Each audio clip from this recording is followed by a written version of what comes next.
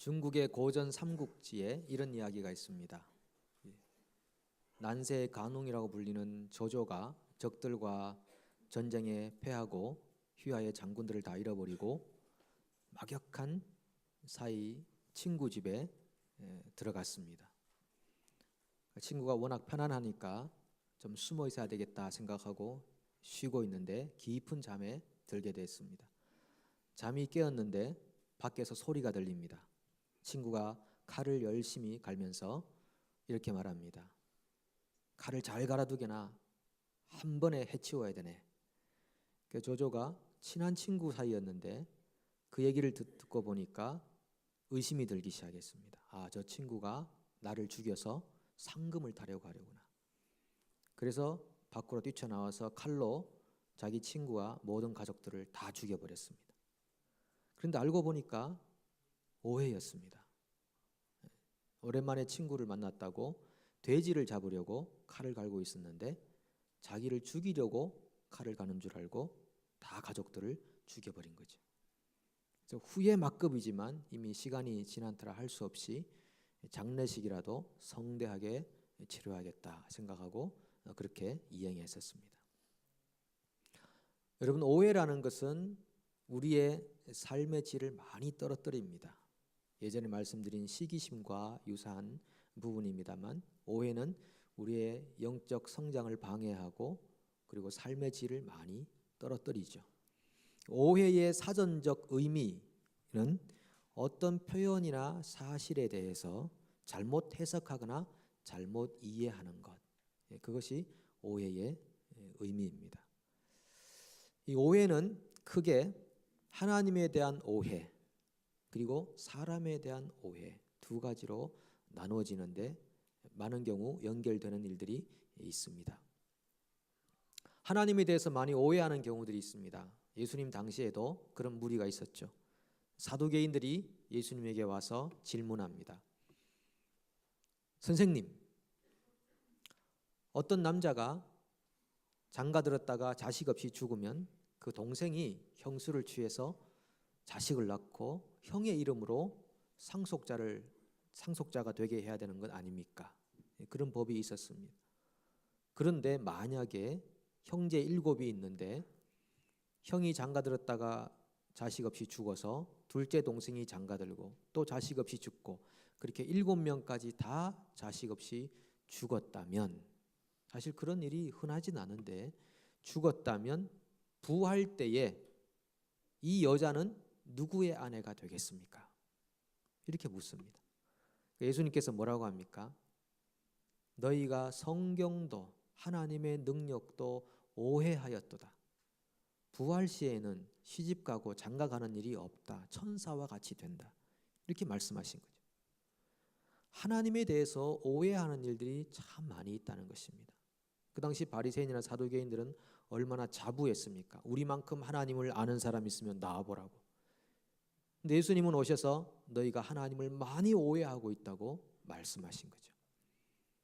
지금도 그렇습니다. 어떤 분들은 하나님을 마냥 무서운 심판자로만 생각하고 계시는 분이 계시고 어떤 분은 하나님이 그냥 마냥 얼레고 달래는 그런 분으로만 오해하고 살아가는 경우들이 많이 있습니다. 유대인들도 예수님을 많이 오해했습니다. 예수님을 오해했다는 것은요, 그 당시 자기들이 잘 섬긴다고 자부했던 하나님을 오해했다는 것입니다. 설마 자기들이 하나님을 잘 모를까 생각했습니다. 정말 몰라도 너무 모르는 무지한 사람들이 그 당시 유대인들이었습니다. 하나님을 오해하고 나니까 하나님이 보내신 사람들, 사도들도 많이 오해를 했습니다.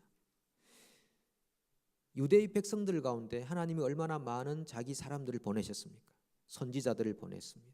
근데 그 선지자들을 유대 지도자들은 다 모조리 없애버렸습니다. 하나님에 대한 오해가 결국 사람을 그렇게 만드는 것입니다. 마태복음 23장 29절로 32절에 보면 예수님께서 이 마태복음 23장에서 그 당시 유대 지도자들에게 화 시리즈로 7번을 선포하십니다. 화 있을진저 그러면서. 근데 마지막 7번째가 이 본문입니다. 화 있을진저 외식하는 서기관들과 바리새인들이여 너희는 선지자들의 무덤을 만들고 의인들의 비석을 꾸미며 이르되 만일 우리가 조상 때에 있었더라면 우리는 그들이 선지자의 피를 흘리는데 참여하지 아니하였으리라 하니 너희가 선지자를 죽인 자의 자손임을 스스로 증명함이로다. 그 당시 유대 지도자들이 뭐라고 하냐면은 선지자들의 무덤을 만들고 비석을 꾸미면서 참 우리 조상들 너무하셨네. 이런 선지자들을 어떻게 핍박하고 죽였을까? 우리가 만약 그 당시 살았더라면 우리는 선지자들에게 그렇게 안 했을 텐데. 그런 걸 보고 주님께서 화 있을진저 이렇게 말씀하시는 것입니다. 아니다.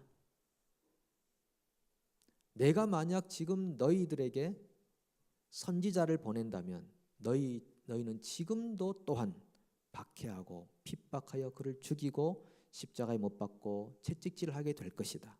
이렇게 그 다음 구절에서 예수님께서 말씀하시는 것이죠. 그러니까 실제로 그 당시 유대인들은 사도들을 그렇게 박해했었습니다. 우리는 안 그랬을 텐데 했던 그 사람들이 여전히 사도들을 많이 박해했습니다. 특히 사도 바울은 얼마나 많은 박해를 받았습니까? 하나님에 대해 오해한다는 것은 결국 사도를 오해하게 되고 사도를 오해하고 있다는 것은 결국 그들이 하나님을 잘 모르고 있다는 증거이기도 했습니다. 특별히 소아시아 지역에 살고 있던 많은 유대인들이 바울을 심하게 핍박했습니다. 따라다니면서 핍박합니다.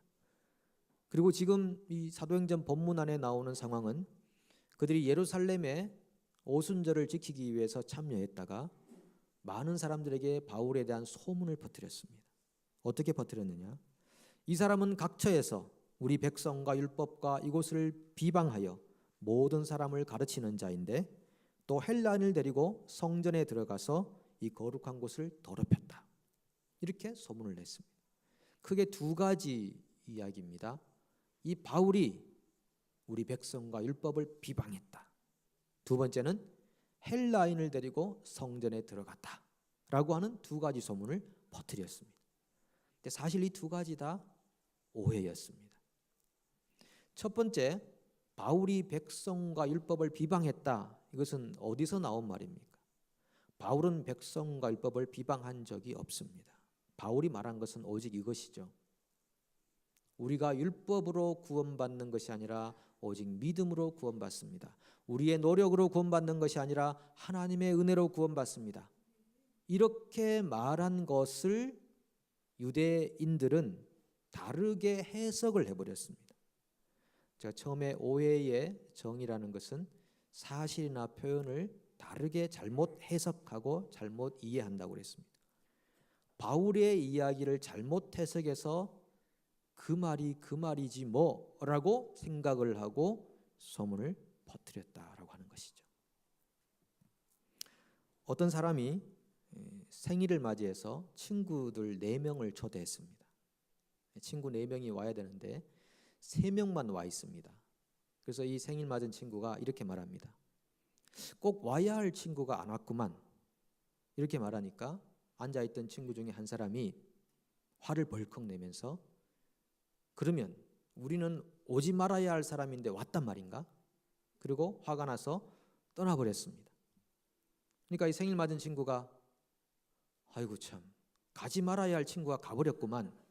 그렇게 말하니까 앉아있던 친구들 중에 한 사람이 자네 그게 무슨 말인가? 그러면 가야 할 사람은 우리란 말인가? 하고 소리치고 나가버렸습니다. 그러니까 한 친구가 남았는데 여보게 말 좀 조심하게 이렇게 말하니까 생일 맞은 친구가 글쎄 말이야 나는 그 친구를 들으라고 한 말은 아니었는데 이렇게 말하니까 남아있는 친구가 그럼 모두 다 나한테 했단 말인가 지금까지 그 말을? 그리고 박차고 나가버렸다는 얘기가 있습니다. 쓸쓸하게 생일을 보내겠죠. 원래 그 뜻이 아니지 않습니까? 그런데 그 말이 그 말이지 뭐라고 오해하고 그 자리를 다 박차고 떠났다라고 하는 거죠. 참 기가 막힌 일 같지만 실제로 우리 삶 속에도 그런 일들이 많이 벌어집니다. 바울이 외쳤던 것은 믿음으로 인한 구원에 대한 이야기였는데 이 유대인들이 잘못 해석하고 그 말이 그 말이다라고 생각을 했던 것이죠. 두 번째 오해는 뭐냐 하면 바울이 이방인을 데리고 성전에 들어갔다라고 하는 것입니다. 바울이 구제연금을 모아서 예루살렘에 도착했을 때 드로비모라고 하는 이방인이 함께 했었습니다. 그런데 예루살렘 성 시내에 드로비모와 함께 있었다는 것만 보고 그 이방인을 데리고 성전에 들어갔다고 생각한 것입니다. 확인되지 않은 사실에 대해서 그렇다고 생각하고 선포를 해버린 것입니다. 오해였습니다. 어느 문제가 많은 수도원에 여러분의 이해를 돕기 위해서 오늘은 좀 몇 가지 예를 듭니다. 문제가 많은 수도원에 어느 노수도사가 찾아가게 됩니다. 젊은 수도사들이 그 수도사를 보자마자 묻지도 않고 그냥 바로 허드렛 일을 시키기 시작합니다. 그 수도원의 관례상 처음 부임하는 수도사에게는 그런 허드렛 일을 시키는 것이 있었습니다. 그래서 허드렛을 시켰는데 그 노수도사가 네 알겠습니다 하고 들어가서 주방에서 열심히 접시를 닦기 시작합니다. 그러니까 이 젊은 수도사들이 얕보고 천대하고 또 많이 힘들게 괴롭혔습니다. 한 달, 두 달, 또 세 달, 석 달이 지났습니다. 석 달이 지난 후에 감독 수도사가 그 수도원을 찾아왔습니다. 그러니까 이 젊은 수도사들이 혹시 뭐 잘못된 것이 없을까 노심초사하면서 조심스럽게 몸을 숙이고 있는데 그 감독 수도사가 묻습니다. 이 수도원 원장은 어디 갔어? 아직 부임하지 않았습니다. 무슨 말이요? 내가 석 달 전에 이 수도원으로 임명하여 보냈는데 그제서야 이 젊은 수도사들은 그분이 수도원장인 줄 알게 됐습니다. 그 수도원장이 누구였냐면 로렌스라는 형제였습니다. 실화죠. 로렌스 형제가 하나님의 임재라고 하는 그 글도 쓰지 않았습니까? 주방에서 접시를 닦으면서 하나님의 임재를 경험했다라고 하는 것입니다. 하나님의 임재는 따로 특별한 지역에 가서 경험하는 것이 아니죠. 여러분의 일상 속에서 경험할 수 있는 것입니다. 나는 일상이 너무 바빠서 하나님의 임재를 경험할 수 없다고 핑계댈 수 없습니다. 여러분의 일상이 하나님의 임재를 경험할 수 있는 것이죠.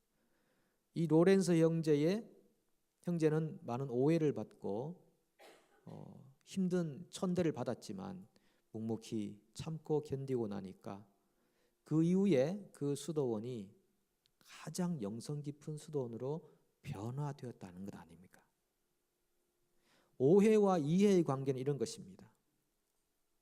오해를 받을 때 참고 견디면 이해가 되면 그때 변화가 생긴다는 것입니다. 바울은 유대인들의 선동에 의해서 많은 박해를 받았습니다. 바울이 받은 박해를 한번 볼까요? 27절에 바울을 보고 모든 무리를 충동하여 그를 붙들고 30절에 바울을 잡아 성전 밖으로 끌고 나가니 31절 그들이 그를 죽이려 할 때에 사람들이 바울을 죽이려고 하는 마음을 가지고 있었습니다. 32절 그들이 천부장과 군인들을 보고 바울 치기를 그치는지라 바울이 얼마나 많은 폭력을 당했는지 모릅니다.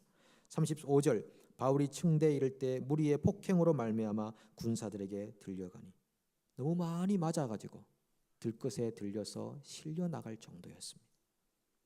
우리는 보통 요즘 상처받았다 그러면 말로 인한 상처 아닙니까? 근데 바울은 그뿐 아니라 폭행을 많이 당했습니다.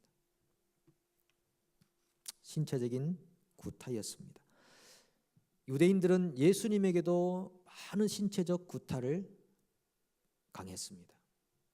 마가복음 14장 65절에 보면 어떤 사람은 그에게 침을 뱉으며 그의 얼굴을 가리고 주먹으로 치며 이르되 선지자 노릇을 하라 하고 하인들은 손바닥으로 치더라. 하인들마저 손바닥으로 예수님의 얼굴을 때리는 그런 많은 구타의 현장에 예수님이 계셨습니다. 여러분 보시면은 예수님이 당하신 폭력과 바울이 당한 폭력이 유사합니다. 그것을 볼 때 바울은 진정한 사도였다는 것을 알게 됩니다. 사도들의 삶이란 예수님의 고난을 따라가는 삶입니다. 우리가 만약 사도의 후손들이라면 우리 또한 사도들의 고난의 흔적을 따라가게 되어 있습니다. 오늘날 얼마나 많은 그리스도인들이 고난과 어려움들을 회피하기 위해 예수를 찾고 있습니까? 그런 그리스도인들을 사도의 후예라고 할 수 없습니다. 예수님의 백성이라고 할 수 없습니다. 바울은 자기가 받는 괴로움과 고난을 이렇게 표현합니다. 골로새서 1장 24절. 나는 이제 너희를 위하여 받는 괴로움을 기뻐하고 그리스도의 남은 고난을 그의 몸된 교회를 위하여 내 육체에 채우느라. 바울이 자기가 받는 괴로움을 기뻐한다 합니다. 괜히 자기를 돋보이려고 하는 거 아닌가? 이런 의심마저 들 정도의 고백이죠. 어떻게 괴로운 건 괴로운 것이지 그것이 기쁨이 될 수 있습니까? 근데 이것은 바울 자신의 육체적 성정에서 나온 말이 아니고 그를 붙들고 있는 하나님의 능력에서 나온 말입니다. 하나님의 은혜가 그에게 임하니까 받는 괴로움과 고난마저도 기쁨으로 다가온다는 것입니다. 그것을 경험하는 사람들을 오늘날 그리스도인이라고 말하는 것이죠. 그리고 바울은 자기가 받는 고난, 그 이유가 있는데 그것은 자기의 고난으로 그리스도의 남은 고난을 몸된 교회를 위해 채우겠다라고 하는 것입니다. 자기의 고난은 교회를 위한 고난이다라는 말씀이죠. 그러면 예수님이 받으신 고난이 부족해서 그렇겠습니까? 그런 뜻이 아니라 내가 받는 고난으로 교회가 정결하게 되고 변화될 수 있다는 고백 때문에 이런 고백을 하는 것입니다. 여러분 혹시 고난받는 일이 있습니까? 왜 우리가 고난을 받아야 됩니까? 오늘날 받는 고난도 교회의 정결함을 위한 고난입니다. 교회의 변화를 위한 고난입니다. 과연 그렇다면 오늘 우리가 받고 있는 어려움과 이 고난을 복되게 이길 수 있지 않겠습니까? 피해야 될 일들로만 생각하지 않을 수 있지 않겠습니까? 교회를 위한 고난이 필요한 이유가 있습니다. 몇 가지 성경 구절 찾아봅니다. 요한복음 15장 20절에 내가 너희에게 종이 주인보다 더 크지 못하다 한 말을 기억하라. 사람들이 나를 박해하였은즉 너희도 박해할 것이요 내 말을 지켰은즉 너희 말도 지킬 것이라. 교회는요 박해받는 자들의 모임입니다. 네, 가만히 보면 박해하는 자들의 모임인 경우도 있습니다. 아닙니다, 여러분. 교회는 박해받는 자들의 모임입니다. 고난받는 자들의 모임입니다. 주와 복음을 위해 어려운 길을 가고자 선택한 사람들의 모임입니다. 그것을 교회라고 말하는 것이죠. 빌립보서 1장 29절에 그리스도를 위하여 너희에게 은혜를 주신 것은 그를 믿을 뿐 아니라 또한 그를 위하여 고난도 받게 하려 하심이라. 하나님의 은혜가 두 가지가 있는데 우리가 예수를 믿는 것이고 두 번째는 고난을 받는 것이라고 말하는 것이죠. 요즘 이지웨이를 가려고 힘쓰는 사람들이 얼마나 많이 있습니까? 웰빙이라 그러면서 쉬운 길을 가려고 어려운 길을 회피하려고 남에게 고난받기보다 남을 고난되게 만드는 일에 시간과 물질을 들이는 사람들이 얼마나 많이 있습니까? 그런데 그리스도인들은 그렇지 않습니다. 히브리서 12장 10절 세번역 성경입니다. 육신의 아버지는 잠시 동안 자기들의 생각대로 우리를 징계하였지만 하나님께서는 우리를 자기의 거룩하심에 참여하게 하시려고 우리에게 유익이 되도록 징계하십니다. 고난과 징계가 교회를 위해 유익하다 하는 것입니다. 교회의 거룩함을 위해서, 교회의 성결을 위해서 여러분들에게 오늘 고난과 오해받음과 박해와 상처가 필요한 것입니다. 아무리 교회를 위해도 내가 고난받는 것은 탐탁지 못하다라고 한다면 정말 내가 교회의 구성원인지를 다시 돌아볼 필요가 있는 것이죠. 여러분 로렌스 형제를 보십시오. 젊은 수도사들에게 받은 수치와 천대와 오해들을 참고 견디었더니 이해가 생겼고 그 이해 때문에 수도원이 변화되게 되었습니다. 그 말썽 많던 수도원이 가장 모범적인 수도원으로 변화되게 되었습니다. 고난이 우리 공동체를 거룩하게 만들고 변화되게 만듭니다. 가정에서도 마찬가지입니다. 고통받는 아빠, 오해받는 엄마, 우리의 오해와 때로는 수치, 이런 것들이 우리 가정을 거룩하게, 가정을 변화되게 만듭니다. 혹시 이런 분들 계십니까? 남편 때문에 제가 못 살 것 같습니다. 내 아내 때문에 너무나 힘이 듭니다. 만나지 말았어야 됩니다. 우리 자식 때문에 못 살겠습니다. 우리 부모님은 너무하십니다. 자녀를 노엽게 하는 부분. 혹시 그런 고난 속에 계신 분들이 계십니까? 바울처럼, 로렌스처럼, 우리 예수님처럼 견디십시오. 그러면 여러분의 가정이 변화가 됩니다. 여러분의 가정이 거룩하게 됩니다. 그 과정 없이 어떻게 거룩한 변화에 이를 수가 있겠습니까? 없습니다. 어떻게 십자가 없이 부활이 있겠습니까? 어떻게 고난이 없이 영광이 있겠습니까? 중간 과정을 생략하고 우리는 마지막에 얻을 유익만 생각하지만 그럴 수 없습니다. 어떻게 이를 지나지 않고 이에 도착할 수가 있겠습니까? 어느 노부부가 있었습니다. 이 노부부는 다정히 앉아서 빵을 먹는 일을 즐깁니다. 그날 아침에도 다정히 앉아서 빵을 먹고 있습니다. 항상 해왔던 것처럼 남편은 빵의 중앙 부분을 먹고 아내는 빵의 가장자리를 먹었습니다. 그날따라 아내가 오랫동안 빵을 먹어오던 터에 이제 고백해야 되겠다 싶어서 용기를 내서 고백합니다. 사실 여보, 내가 먹고 싶은 부분은 빵의 중간 부분이었는데 내가 지금까지 좋아하는 것을 한 번도 내가 먹어본 적이 없어. 당신에게 양보했어. 남편이 깜짝 놀랍니다. 내가 좋아하는 것은 빵의 가장자리였는데 나는 당신에게 빵의 그 가장자리를 양보하느라고 중간 부분만 먹어왔는데 도대체 어떻게 된 일이에요? 이런 오해는 건전한 오해입니다. 건전한 오해입니다. 여러분 생각해 보십시오. 비록 자기가 먹고 싶은 부분의 빵은 못 먹었지만 평생 자기가 먹고 싶은 부분을 포기하고 남편과 아내에게 양보했던 그 가정이 거룩한 가정이 아니었겠습니까? 그 가정의 변화가 날마다 있지 않았겠습니까? 그 10년 그 자체가 그 가정을 복되게 하지 않았겠냐는 것입니다. 그런 길을 걸어가는 사람들을 그리스도인이라고 부르는 것입니다. 여러분, 기독교는 기쁨과 축제의 종교이기도 하지만 기독교는 철저히 고난을 선택하는 종교입니다.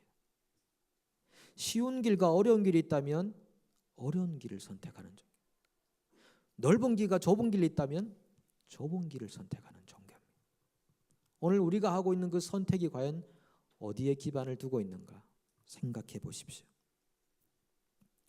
여러분, 우리 뇌 중에 좌뇌와 우뇌가 있는데 이 좌뇌와 우뇌가 다 죽어도 살 수 있습니다. 뇌사 상태에서 생명을 부지할 수는 있죠. 그런데 뇌 줄기가 죽으면 즉사한답니다. 죽는다고 합니다. 근데 이 뇌 줄기는 언제 강해지는가 하면 고생할 때 강해진답니다. 젊어 고생은 사서도 한다. 그 말이 그렇게 나온 것입니다. 고생할 때 뇌 줄기가 강화되게 되어 있다는 것입니다. 여러분의 인생을 위해 열심히 고생하다가 뇌 줄기 강화되시겠습니까? 아니면은 고난의 길을 선택하고 어렵고 힘들지만 그것을 선택하며 살다가 당하는 고난 때문에 뇌 줄기가 강해지시겠습니까? 저는 여러분들의 뇌 줄기가 강해지시고 죽음의 위기 앞에서도 든든히 살아남아서 장수하시고 그리고 하나님의 은혜를 세상에 마음껏 증거하시다가 가시면 좋겠는데, 그렇게 축복하는데 그 내 줄기를 강화시키는 것이 그냥 나 하나 벌어먹기 위해 강화되는 그런 강화가 아니고, 어려운 길을 선택한 것 때문에 때로 받은 상처와 오해들을 묵묵히 참고 견디는 그 어려움 때문에, 주님의 고난에 동참하고자 하는 그 소망 때문에, 그렇게 해서 여러분이 강건하게 되고 그리고 장수하시고 많은 사람들에게 주의 은혜를 나눌 수 있기를 축복합니다. 여러분, 봉사는 고생입니까? 아닙니까? 고생입니다. 기도는 고생입니까? 아닙니까? 기도 고생입니다. 여러분, 기도 많이 해보셨습니까? 저는 지난 주간에 어떤 목사님이 세미나 하시는데 가보니까 하루에 5시간씩 1년을 기도했다고 하시더라고요. 저는 그 얘기 듣고 절망 가운데 돌아왔습니다. 거기까지는 괜찮았는데 옆에 있는 분이 식사하면서 그런 얘기합니다. 자기가 미국에서 온 어떤 목사를 만났는데 그분이 하루에 10시간씩 기도했다고. 점심은 대충 먹고 우울해진 상태로 집에 돌아왔는. 갑자기 자신이 초라하게 보이는 거 있죠. 저는 그것을 감수했습니다. 왜냐하면 사순절이고 고난주간이기 때문에, 그래, 내가 이것밖에 안 되는 사람이구나.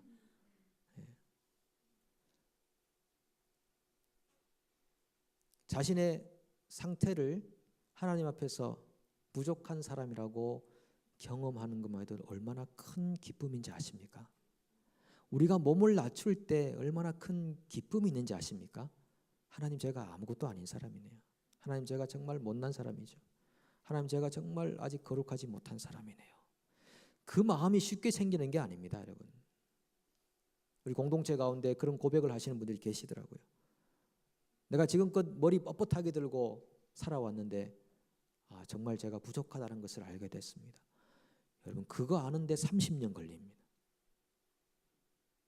그렇게 자신의 현실을 받아들이고 그것을 고난으로 인정하고 주님 앞에 자기의 몸을 낮추고 목을 숙이며 살아가는 이 고난주간, 이 고난주간이 우리를 복되게 만드는 것입니다. 여러분, 혹시 지금까지 사시다가 오해받은 것 때문에 억울해서 잠 못 이룬 적 있는 분이 계십니까? 왜 나를 이렇게 오해해서 나를 힘들게 만드나? 가서 따져주고 싶지만 따져봐도 소용없는 혹시 그런 상처와 아픔들이 있습니까? 자, 그렇다면 오늘 이 바울이 묵묵히 그 길을 갔던 것처럼, 로렌스처럼, 우리 주님처럼 오해받았지만 묵묵히 한번 가보시자고요. 어렵지만 그 길을 한번 걸어가 보시자고요. 그러면 언젠가 이해가 되면 변화가 생길 겁니다. 거룩하게 될 겁니다. 기도하겠습니다. 하나님 아버지, 우리가 사는 동안 많은 상처가 있고 아픔이 있습니다. 이것도 고난인가 할 정도로 그런 어려운 일들이 많이 있습니다. 육체적인 고난, 정신적인 고난, 관계적인 고난, 상처, 말로 인한 상처, 육체적 상처, 정신적 상처, 영적인 그런 또 좌절감, 하나님, 그런 모든 순간순간들을 우리가 경험할 때마다 뒤로 물러가서 침륜에 빠지지 아니하고 오직 영혼을 구원하며 이르게 하는 믿음을 가진 자들로서 묵묵히 주님 따라 그 길을 걸어갈 수 있게 도와주시옵소서. 그리하여 우리 삶 안에 하나님께서 이루고자 하는 교회의 거룩함, 교회의 성결함, 교회의 그 큰 능력들을 우리가 경험하며 살게 하여 주시옵소서. 예수님의 이름으로 기도합니다. 아멘.